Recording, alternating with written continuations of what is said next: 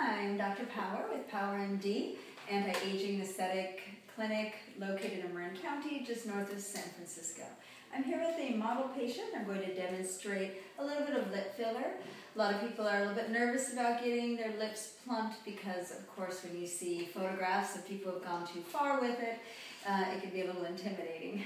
I want to demonstrate a little bit of a lighter touch with doing lip filler and just do a very gentle enhancement, just to even out the lips and pull out any of the little vertical lines in the lip that indicate some volume loss. Little vertical lines here, little vertical lines here, just a little collapse of the lip tissue because of loss of volume.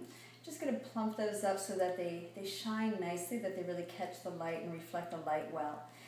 Here the lip is a little bit more full on this side than on this, and so we're just going to even that out. A little bit more product here, take out those vertical lines, give it a little bit more plumpness, even them out, and just make them look really fresh and plump, as if you've been eating spicy food.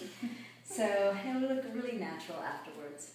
There are multiple different filler products. They are all naturally occurring hyaluronic acid. This is a complex molecule that's normally found in the human skin. It binds water, so it's nice and plump, and it's what gives our skin a nice smooth texture. There's Juvederm, Restylane, and a newer comer here, Balance. There are other fillers as well, but these are the ones that are most commonly used in the lip. Today I'll be using Restylane, but any of them would be an excellent choice. So the lips have already been anesthetized with a topical anesthetic agent containing some lidocaine and also benzocaine and tetracaine. And that's going to kind of help numb the lips and make the procedure a little bit more comfortable. It's not the most fun you've ever had, but it's reasonably tolerable. So then I've cleaned the skin, cleaned the lip area with alcohol. I'm going to prime the area here.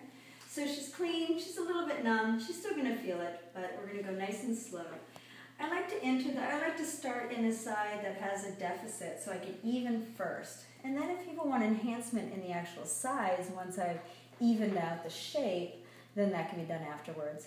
I like to go in underneath the skin, into the mucous membrane and up towards the area of the deficit. It's a little more comfortable, and also if there's any bruising, it shows less. A little poke here. Good, perfect. So you're going to feel some pressure. And I just kind of put in a little bit of a little bolus. These materials are soft and pliable, so I can actually shape them. Some people are a little surprised at how much shaping and manipulation goes on after the injection is made.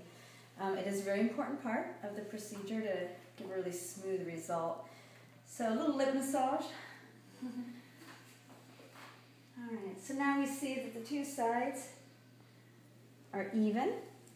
So when she opens up her mouth, the drop down over the teeth is the same on both sides. The thickness of the lip is the same on both sides. Those little vertical lines are much better.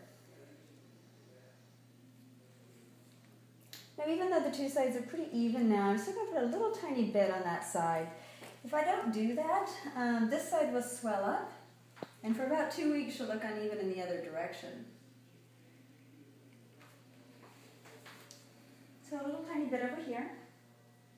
Also a little bit of vertical lines right here, so I'm going to correct those at the same time. Little poke.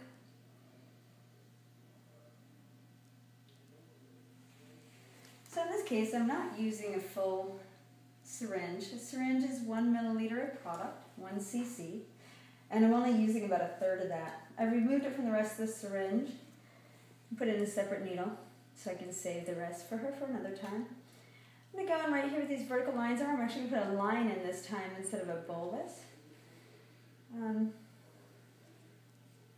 Actually, I'm going to go in here and here and put in 2 small boluses. Okay, a little poke. I'm going to give her a lip a pinch that helps to distract from the needle insertion. Bottom lip doesn't hurt quite as much as the top one does. So that just opens up this area and eliminates some of those vertical lines. And as the product swells a little, then she gets a nice plumpness too. Another small bolus over here, another poke, and a pinch, and then poke. Good. How are you doing? Great. I think she knows the results will be, so it always gets a little bit more tolerable. So now you see the lips just look full and plumped up. They don't have the vertical lines. I'm going to put a bit right in the middle. I'm sort of looking at the overall shape. Nice fullness here, maybe a little bit lost right there, a little bit less right there. So a little right in the middle. I'll have you take a look. A little poke. Last one, you've done great.